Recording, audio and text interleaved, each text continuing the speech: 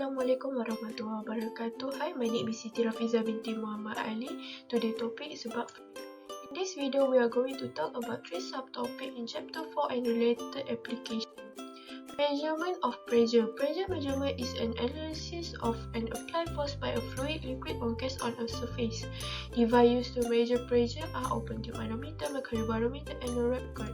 Open tube manometer. P2 in open end is atmospheric pressure. P1 is the pressure being measured. It will cause the fluid to rise until the pressure on the both sides at the same height are equal. How to write pressure from the manometer? By using equation delta P equal to PG delta H. How to get delta H? By taking H2 and minus H1. The pressure at H2 is the atmospheric pressure and the pressure at H1 has increased to P equal to total delta H plus 101 kPa. This is one of the example and solution of open tube manometer question. The manometer tube containing all of density 500 kg per meter cube. The different level between the two sides of the tube is 0.2 meter. What is pressure at point Z? By using equation delta P equal to PG delta H, we get 981 PA. Pressure point Z equal to total delta P plus 101 kPa. And we get this answer because 101 kPa multiplied by 1000. Mercury barometer is an instrument used to measure atmospheric pressure. The pressure at the surface of the mercury in the vessel is equal to the atmospheric pressure and A equal to PJ delta H, where P is the density of mercury. The atmospheric pressure is read directly from the height of the mercury column H. This is the atmospheric pressure unit conversion. So my name is Marsha Humara binti Abdul Ghafur. So I will continue this presentation with aneroid gauge. Aneroid means without fluid, and the term originally distinguished this gauge from the hydrostatic gauge described above. However, aneroid gauge can be used to measure the pressure of a liquid as well as a gas, and they are not the only type of gauge that can operate without fluid. So the next is how is an aneroid gauge is working. It have a pool of mercury that the atmosphere push down on. They also have a sealed airtight metal box inside, as we can see in the picture there. As the air pressure rises or falls, the box will either squishes inward a tiny bit or flexes outward. A spring will cunningly attach to the box, and as the box moves in and out, in response to the changes in air pressure, the spring expands or contracts and moves the pointer on the dial. The dial is marked with numbers so we can read the air pressure instantly. The next is a sphygmomanometer. Sphygmomanometer is a device that measures blood pressure. It is composed of an inflatable rubber curve which is wrapped around the arm. The sphygmomanometer is inflated to well above expected systolic pressure. As the valve is opened, curve pressure slowly decreases. When the curve equals the arterial systolic pressure, blood begins to flow past the curve, creating blood flow, turbulence, and audible sounds. So the stethoscope will use to hear the sounds and the curve pressure recorded. The blood sounds will continue until the curve pressure falls below the arterial diastolic pressure. Hello, I am Aina Izati, who will continue the next subtopic, which is Pascal principle. Pascal principle states that in a confined fluid, an externally applied pressure is transmitted uniformly in all directions. It is also known as the principle of transmission of pressure in a liquid. Pressure is equal to the force divided by the area on which it acts. So this is the example of the Pascal principle, which is the applied force in this distance is equal to the applied force in this large distance. We can define it by the equation P equal to F divided by the A area. So this principle is made use of in the hydraulic lift, hydraulic brake, hydraulic jets, and more. So we only focus on this hydraulic lift, hydraulic brake, and hydraulic jets. So hydraulic lift. A hydraulic system works by applying force at one point to an incompressible liquid which exerts force to a second point.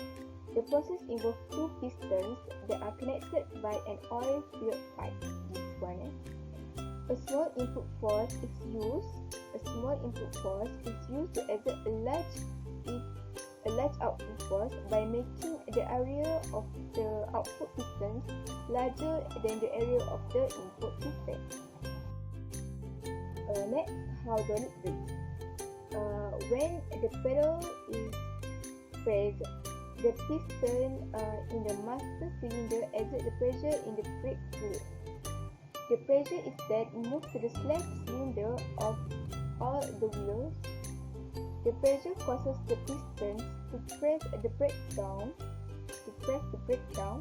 against the wheel to slow down the car. When the pedal brake is released, the spring will force the wheel piston back to its original position. The brakes oil flow back to the master cylinder. So next, hydraulic jack. When the lever is pushed down, valve A is closed while valve B is opened. Pressure transmitted uniformly through hydraulic oil.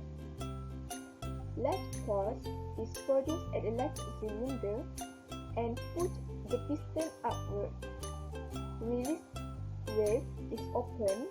This one will open to allow the oil flows back to the tank, and the piston is lowered and back to its original position. To lift the car at a higher level, the lever should be pushed up and down repeatedly. So, how do cranes lift such a heavy load? Hydraulic pumps use hydraulic cranes to raise and lower the foam and the control rig. Crane operator use mechanical control to operate hydraulic cylinder and piston. Spools valve open at the hose when mechanical control is pulled. Hydraulic liquid then flows front of the cylinder, causes the pistons to move inwards.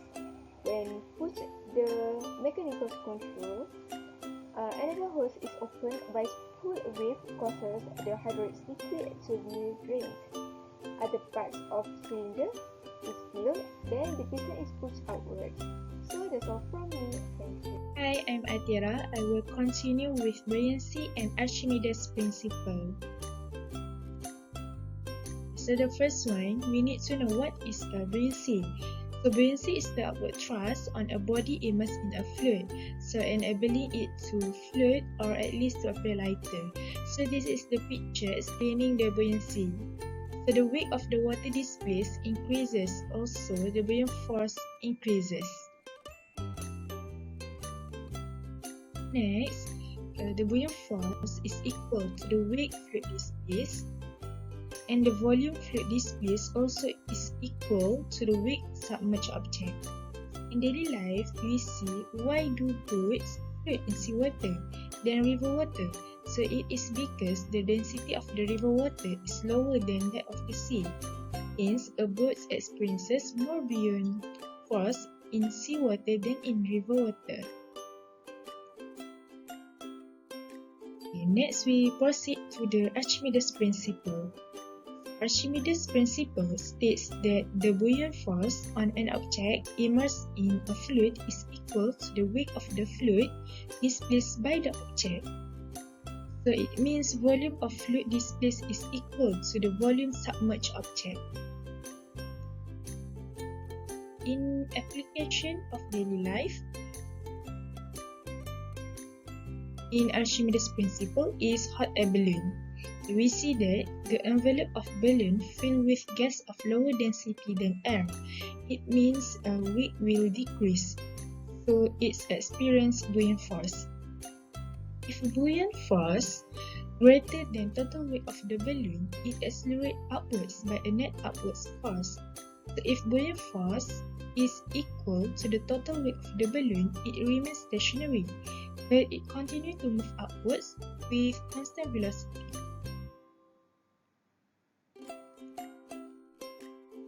Next application in Archimedes principle is why do ships float? So in Archimedes principle, buoyant force is equal to the weight of displaced liquid. So So the reason ships float is because they displace a lot of water. So think of all the space inside a ship. When a ship is launched into the water, it pushes all the water out of the way, and the massive upthrust balances the downwards weight of the ship, allowing it to float. So in conclude, the ship will float as weight of displaced water increases, and the buoyant force is the upward force exerted by water increase. This is our references. That's all from us. Thank you.